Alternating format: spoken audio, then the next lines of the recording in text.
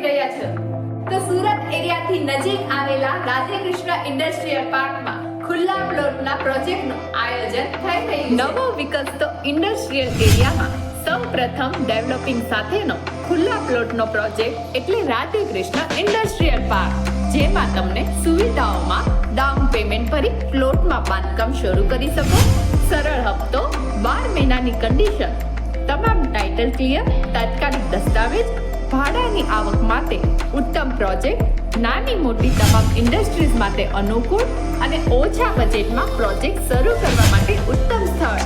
કોઈ પણ જાતના ડેવલપિંગ ચાર્જ માટે ચાર્જ લેવામાં આવતો નથી। આજથી જ તમારા પ્રોજેક્ટનું બાંધકામ શરૂ કરો અને તમારી ફેક્ટરી ચાલુ કરો।